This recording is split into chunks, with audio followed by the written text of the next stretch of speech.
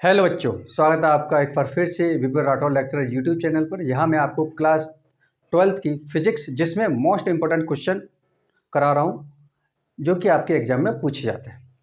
तो ज़्यादातर जो क्वेश्चन है आपके एग्जाम में आने की संभावना होती है उन्हीं क्वेश्चनों को मैं यहाँ सॉल्व करा रहा हूँ। तो जो बच्चे पहली बार इस वीडियो पर आए हैं तो वो चैनल को अभी सब्सक्राइब कर लें, जिससे कि और आगे आने वाली वीडियो जो कि आपके इंपॉर्टेंट क्वेश्चन होंगे वो आप पहले जल्द से जल्द देख सकते हैं। ठीक है, तो आप सब्सक्राइब अभी कर लीजिए और वीडियो को अभी लाइक कर दीजिए। ओके, चलिए बेटा देखते हैं। जिन बच्चों ने पहली वाली वीडियो नहीं देखी है वो बहुत ज़्यादा इंपॉर्टेंट है, आप देख लेना, प्ले लिस्ट में पड़ी हुई है। तो बेटा अगला क्वेश्चन है आपका किरचॉफ का नियम। तो किरचॉफ का नियम क्या है बेटा?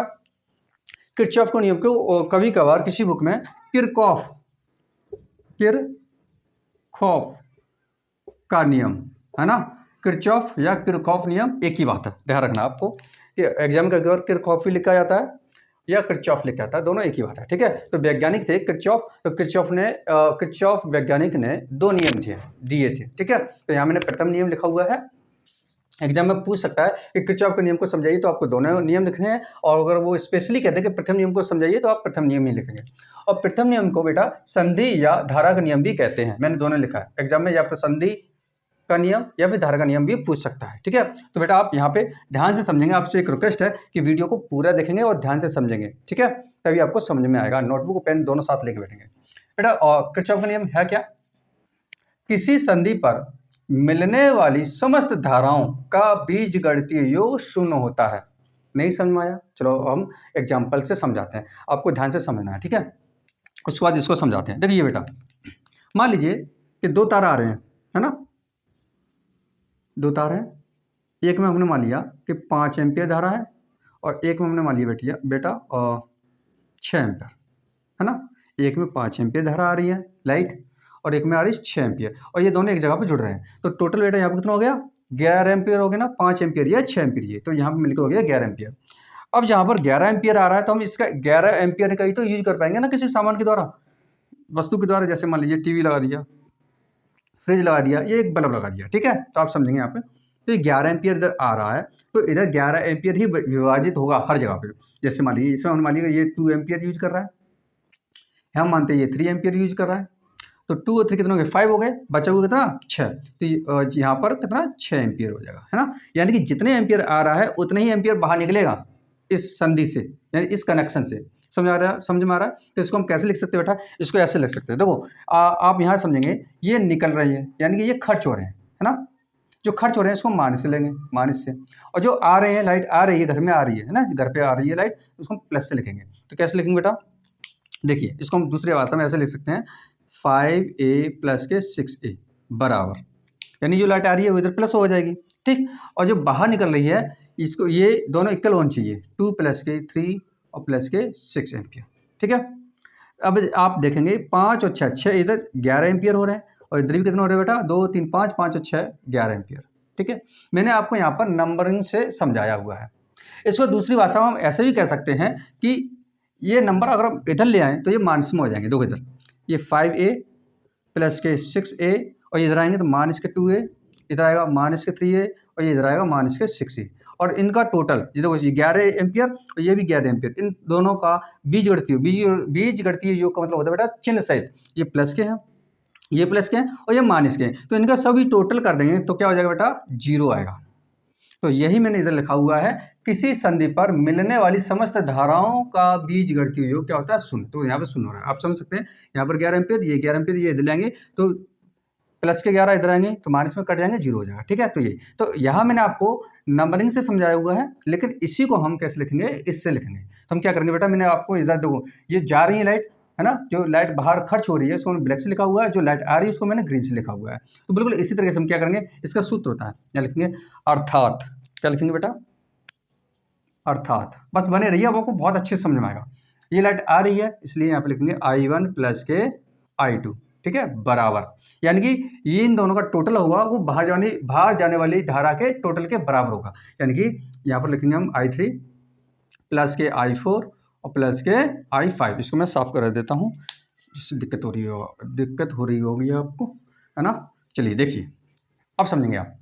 देखिए जितना आ रहा था उतनी तो बाहर निकलेगा, तो दोनों जाने वाली धारा और आने वाली धारा दोनों कैसे होंगे? इक्वल होगी। इसको हम ऐसे भी लिख सकते हैं, या करके, या कैसे लिखेंगे बेटा, इसको लिखेंगे, ये हम इधर ले आएंगे तो ये कुछ इस तरीके से हो जाएगा I1 प्लस के I2, इधर आएंगे ये सब माइनस में जाएंगे, माइनस के I3 माइनस के I4 और माइनस के I5 इक्वल टू क्या हो जाएगा, 0 हो जाएगा। यही ऊपर लिखा हुआ है कि बीजगणितीय योग क्या होता है बेटा, सुन बीजगणित मतलब चिन्ह से, तो वो जो आ रहे थे वो हमने प्लस में लिखे हुए हैं और जो जा रही है धारा वो हमने किस में लिए हैं, माइनस में लिए हुए हैं, माइनस माइनस माइनस, ठीक है।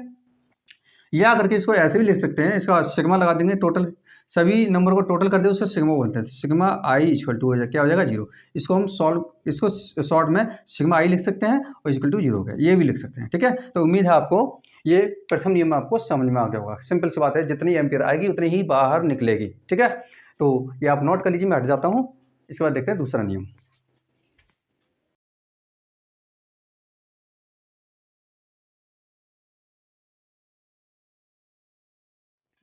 अब बेटा समझेंगे किरचॉफ का द्वितीय नियम। द्वितीय नियम को बेटा वोल्टता का नियम या पास के नियम से भी जाना जाता है, ठीक है। तो किरचॉफ का द्वितीय नियम क्या होता है या आप अभी समझेंगे, थोड़ी पहले आप यहाँ डायग्राम समझ लीजिए। देखिए यहाँ पर ये बंद पास बना हुआ है 1 और बंद पास ये बना हुआ है 2, ठीक है, जिसको लूप भी बोलते हैं। अब इस पास या लूप बनाने में हमने 3 प्रतिरोध का यूज किया गया, एक प्रतिरोध ये हो गया, 2 और ये 3, और इसमें 2 सेल लगे हुए, ये एक सेल 1 हो गया, ये सेल 2 हो गया। अब इस परिपथ में धारा बहने के लिए ये सेल लगे हैं। अब हम यहाँ समझेंगे, सेल ये पहला है E1, तो इसमें जो विद्युत वाहक बल है यानी कि सेल की वजह से इसमें धारा बह रही है, ऐसा समझेंगे आप। सेल की वजह से धारा बह रही है तो ये I1 हो गया धारा। दूसरा सेल है, इस दूसरे सेल की वजह से जो धारा बह रही है उसको हम I2 बोलेंगे, ठीक है। यहाँ समझेंगे आप कि सेल पहले सेल में से जो धारा बह रही है वो कुछ इस तरीके से बह रही है, दूसरे सेल में से जो धारा बह रही है कुछ इस तरीके से बह रही है। अब आप देखेंगे यहाँ से धारा इधर जा रही है, यहाँ से इधर जा रही है, ठीक है। तो यहाँ पे टकराव हो रहा है, यहाँ पे ये इधर और ये इधर टकराव हो रहा है, तो उसको आप अभी समझेंगे या नेगेटिव लिया जाएगा। आप सिर्फ थोड़ा सा समझते चलिए। और देखिए यहाँ पर R1 ये R2 और R3 दे रखा है, तो यहाँ पे यहाँ विद्युत वाहक बल का सूत्र क्या होता है, विद्युत वाहक बल का होता है बेटा, विद्युत वाहक बल का सूत्र होता है E बराबर, E को विद्युत वाहक बल से लिखते हैं, मैं ये लिख दे रहा हूँ, विद्युत वाहक बल, ठीक है। तो विद्युत वाहक बल का सूत्र होता है E बराबर I इंटू आर। ये आपको कैसे ध्यान रहेगा, आपने विभवांतर का सूत्र याद किया होगा, V बराबर क्या होता है I इंटू आर, ये क्लास 10 में पढ़ा होगा आपने। तो बस वही V बराबर आई आर को हम लिख देंगे यहाँ पर E बराबर आई आर। और एक और बात, ये V यानी कि ये V कहाँ लिया जाता है, जहाँ पर लाइट आती है, करंट आती है, ठीक है, वहाँ पर विभवांतर को V से लिखते हैं। लेकिन सेल द्वारा जो बल वोल्टेज होता है उसको हम सेल द्वारा वोल्टेज को हम ई से लिखते हैं, आपको ये ध्यान रखना है, ठीक है। तो कुछ नहीं अंतर, सिर्फ इतना है कि इसमें भी वोल्टेज है और जो लाइट होती है उसमें भी वोल्टेज होता है। लाइट वाले वोल्टेज को वी से लिखेंगे और सेल वाले वोल्टेज को उसको हम ई से लिखेंगे, और जिसका नाम होता है विद्युत वाहक बल। लेकिन फॉर्मूले दोनों एक जैसे हैं, ठीक है। अब देखो आप समझेंगे, यहाँ से इसमें सेल 1 है तो सेल 1 की वजह से धारा I1 हम यहाँ I1 कर दे रहे हैं, ठीक है, और इसमें रुकावट जो हो रही है वो R2 होगी। इसी प्रकार से सेल 2 में विद्युत वाहक बल कितना हो जाएगा, I2 इंटू R2। बस आपको ये समझना है, इन्हीं फॉर्मूलों को हम अभी यूज करेंगे। तो बेटा यहाँ पर क्या करेंगे, जैसे ये चित्र बना हुआ है मैंने आपको समझा दिया, अब बाकी के जो नियम आप समझेंगे। किसी विद्युत परिपथ के किसी बंद पास में विद्युत वाहक बलों का बीजगणितीय योग उस पास के विभिन्न भागों में धाराओं और संगत प्रतिरोधों के गुणनफलों के बीजगणितीय योग के बराबर होता है। कहने का मतलब यह है, देखिए आप इसको समझेंगे तो धारा और प्रतिरोध, देखो आप समझेंगे धारा और प्रतिरोध के गुणनफल हो गया के बीजगणितीय योग। इसमें कहने का मतलब ये, इसमें दो है तो एक प्लस लेंगे एक माइनस लेंगे, उनका टोटल कर देंगे, जो अभी आपको हम समझा चुके थे। तो आपको पहले इतना समझ लीजिए कि ई बराबर क्या लगाना है, आई आर लगाना है, ठीक है। तो अब यहाँ मैं डायरेक्ट लिख दे रहा हूँ, आप नोट कर लेना, फिर समझाते हैं।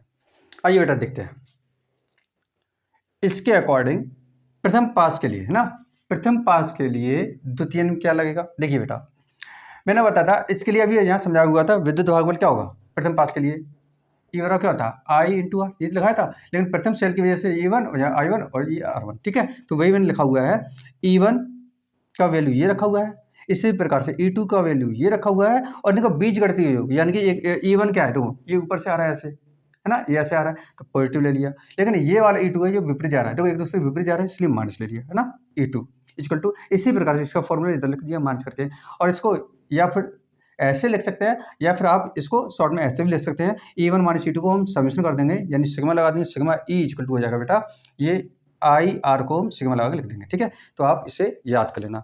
ये हो गया प्रथम पास के लिए। अब देखेंगे बेटा दूसरे पास के लिए। अब बेटा देखते हैं दूसरे पास के लिए, ठीक है, ये नियम। तो क्या करेंगे देखो बेटा, आप समझेंगे। दूसरे पास में सिर्फ यही तो सेल लगा हुआ है, तो इसके लिए वही फॉर्मूला लगाएं, क्या E2 बराबर क्या होगा, E बराबर वैसे IR होता है ना, तो यहाँ पर हम लिखो इस दूसरे पास में सिर्फ एक ही सेल है, तो E2 रहेगा। E2 इक्वल टू, अब आप समझेंगे, आप देखिए यहाँ पर धारा कितना है, इस सर्कल में धारा I2 इंटू R2 ये लिखा हुआ है प्लस।